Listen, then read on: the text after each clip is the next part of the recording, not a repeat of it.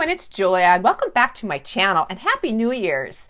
I don't know about you, but I am ready to be done with 2020 and ready for 2021 and what it holds. I'm hoping for new projects and lots of creativity, trying new things, and let's just see where it leads. I've been out of my sewing room for about 2.5 weeks, and was having some problems just getting back into the swing of things until I got this little package in the mail. Thank you so much. A subscriber sent this to me. You're going to be I was just so excited, and I can't wait to get started. But she sent me a pack of images that she used or that she stamped on muslin. There's so many wonderful images. I tell you, this is such a great way to share rubber stamps. You know, it's just like you can't have them all and they're expensive, but to be able to share some of the images like this so that I can use them in projects, it just really got me excited. And again, thank you. She did stamp these on an ink that is washable, so I can put them on my sewing projects. There's just so many wonderful ones. Many of them are on the ripped muslin, so the edges are frayed and varying in widths. Some of them are really quite wide. And then she also did some stamping on a wider twill tape. And I thought today, this, just like I said, really inspired me, and I'm not exactly sure where it's going to lead, but I want to try using the twill tape and then one of the stamped images in a project. So I hope you join me. Let's get started. I found some fabric in my stash that I thought would work well for this project. I have this tree design fabric and also another green that I'm going to use for the lining. I decided to make a crossbody purse, and so that is what we're going to be creating today. I also just recently found this towel at the thrift store, and I loved how sculpted it was, and I want to incorporate that somehow in this bag. I am deciding to go with this tree stamped image just to go along with the nature theme, and also I'm going to be using some of this twill tape. I cut my lining piece at 13 inches across by 11 inches down or high. And I have two of those, and I'm also going to be adding a pocket to my lining. And so like I said, this is a scrap of fabric, and so it ended up being what I had left, but it's about 7 inches wide and about, I would say, 11 inches long on that one. And then my thought on this was I'm going to be putting the towel fabric on the top and this print on the bottom. Now I added a fusible batting to this tree print because I wanted both of these fabrics to have about the similar weight. This tree print was just a lightweight cotton, so I wanted to add a little bit of, just a little bit more structure to it. I'm deciding I'm going to add this twill tape and then the motif on just the front of the bag and just center it in the center. I'm also going to be adding a zipper. My zipper is longer than I need. It is an 18-inch zipper. I'm going to be using an adjustable strap on this, and I already pieced this together, but it's 3 inches wide by approximately 54 inches long. I do have a 3/4 inch slide. That is the only slide I had in my sewing room, and so I'm going to be going with that. And the 3/4 inch D-rings as well. I'm just folding this pocket in half just to get the center because I want that twill tape just below that center crease. And we'll be taking this to my sewing machine and top stitching on both sides. And also I'm going to be right sides together and sewing this pocket, leaving an opening at the bottom. And I did that stitching, and now I'm just clipping my seams here, and I will be turning this so that the right sides are out. Just through that bottom opening that I left, and now I'm going to be ironing that bottom opening closed, just turning those edges inward. And then I'm ready to put my pocket onto my lining. And when I'm just going to be top stitching this on, just adding a couple pins to get it into the placement correct. And when I stitch this, I will be closing up that bottom opening. I do want to add some color to this white towel, and I'm going to be doing that with my Inktense blocks. I'm just showing I did a sample piece to decide which colors I wanted and just how to control this ink a little bit, and I'm going to be sharing that with you. I decided on 2 different colors of green, which is more of an olive green colors, and I'm just rubbing that Inktense right on the top part, or the top of this higher pile on this towel. This more of the sculpted pile.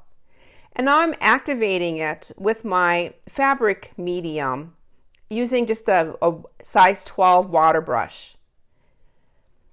Now my original Inktense was applied on a dry towel, and I also wanted to mention that this towel is 100% cotton. And now I'm adding another layer on top, and the towel is slightly damp from the fabric medium. And so this top layer is darker and is just going to be adding more color on. I continue just to add color and add layers. I believe I did 3 layers just to get the amount of color that I wanted.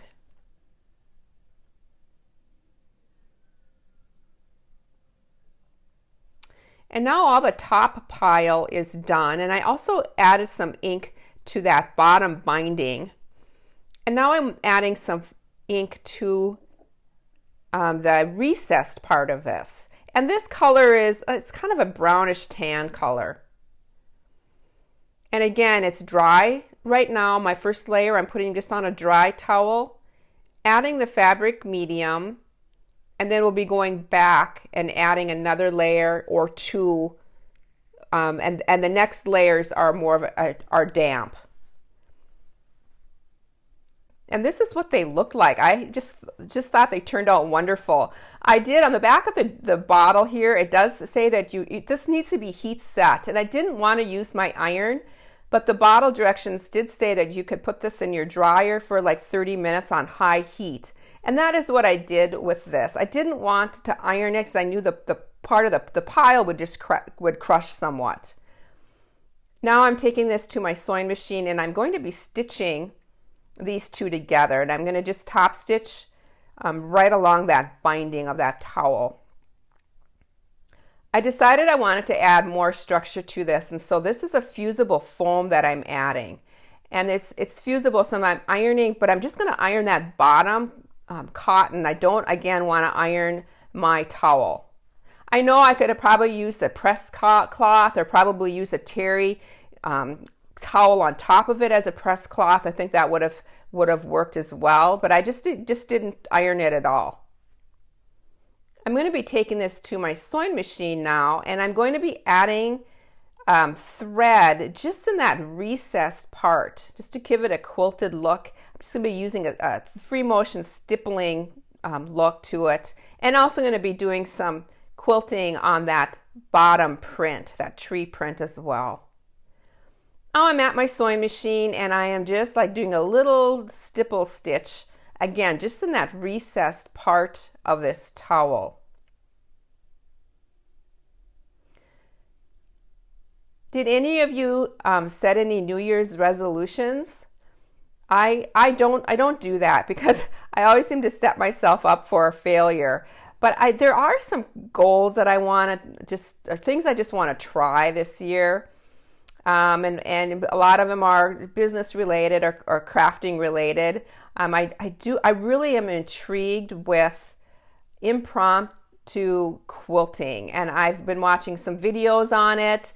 Have any of you tried it? Leave a message in the comments if you have. So that's one of the things I want to try, and I'll be stumbling around with it, but we'll be doing some videos on that. And another thing, like right now I am working on an upcycled, or something I just found from the thrift store. I really want to push myself to do that more. I saw this statistic that 50% of their landfills are filled with textiles, just old clothing or whatever, and it's just a sad state. So I'm going to do my little part, and I'm going to try to do some more thrifting and just using more items similar to this in my projects. And again, I am just meander stitching around, relaxing and having fun with this. I am jumping from one to another, and I'm not stopping at all, but I am going over some of that higher pile to get to the next part. And now I have my even feed dog foot on, and I'm going to be just doing some channel quilting on this bottom part of this this cotton print. You can see I do have my, this little, I don't know what it's called, this little gadget that is a marker to help me guide. So I have approximately a 3/4 inch channel stitching is what I'm doing here. This even feed dog really works wonderful if you are going over batting or this foam. It feeds both the top layer and the bottom layer at the same time. And you can usually, if you don't have this foot, you can usually find it. It's usually available for any of your sewing machines. It's all quilted now, and I'm just trimming up my sides here. I save every little bit of my Heat and Bond light, and I'm just digging in and finding some scraps here. I'm just adding some Heat and Bond light, which is like a fusible, iron-on fusible adhesive to the back side of this little motif. And then I also have my twill tape that I'm going to be adding. And I believe that I'm pinning this, but I also show that you can also use like a glue stick to glue that twill tape on. Just finding where I want to add this. Now you can also glue, or just using a glue stick or fabric glue of some sort, the motif. But I have found that sometimes that just stains a lighter fabric like this. And so I really do like using the Heat and Bond light on the back side of the lighter colored fabrics. I just top stitched this and did an applique stitch on that motif. And now it's time for the zipper. The zipper in a bag is really a simple process. I've done it many times on my channel, so I'm just going to zoom through this here. My zipper is face down. I love using the Wonder Clips for this. And now I'm adding my lining, making sure that left-hand side is all lined up and the top side is all lined up. And I just have the zipper sandwiched in between my layers. And I'm going to be stitching using a 1/4 inch seam allowance. Once that's stitched, I'm just going to use my fingers here and do a little bit of pressing on the lining side, and then I'm going to top stitch this.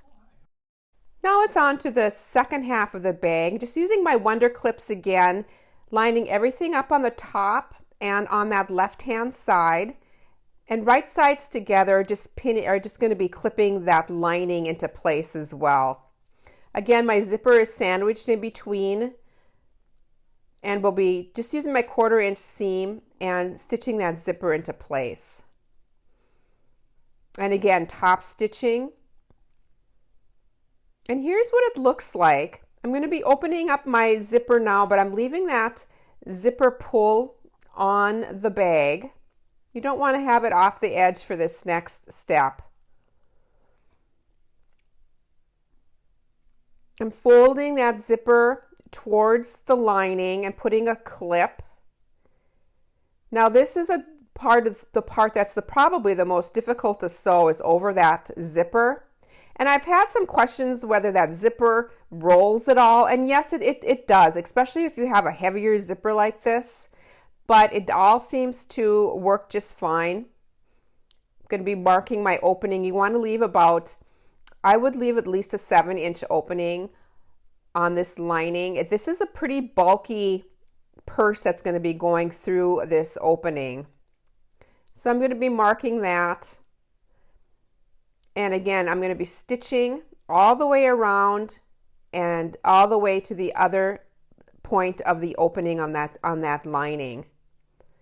I've got that all sewn now, and I'm just going to be clipping this tail of my zipper off and also clipping some of my corners. I do want to box the bottoms of my bag and also my lining. I'm going to mark that. I'm marking in about an inch and a half, and just going to be taking my fabric marker and just marking that and stitching right on that line.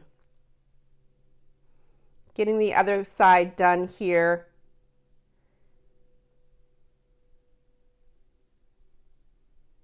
And clipping that to hold it into place until I get to my sewing machine.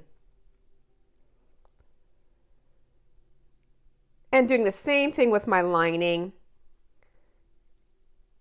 Just stitched in an inch and a half. I clipped those seams after they've been stitched, and now pulling that bag through that opening in the lining.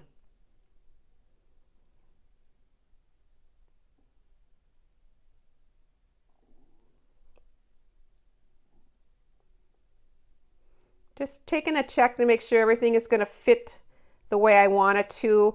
And now I'm going to be closing that hole, that opening in my lining, just by turning under the edges, giving it a little press and taking it to my sewing machine and closing that up. I'm wanting to add some tabs, again using that twill tape. I have my twill tape right sides together. I'm going to just stitch a scant 1/4 of an inch.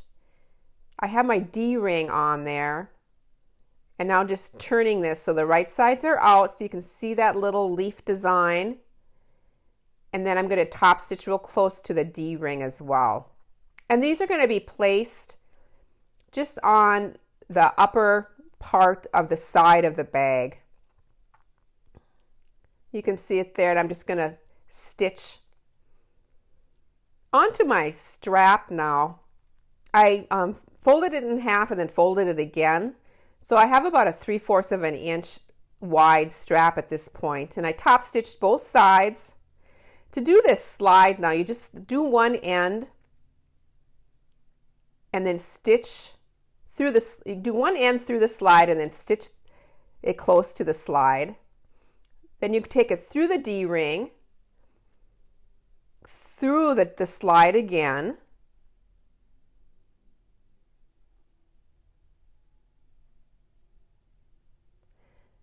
and then you're going to be taking it to that last D-ring, folding it over and top stitching.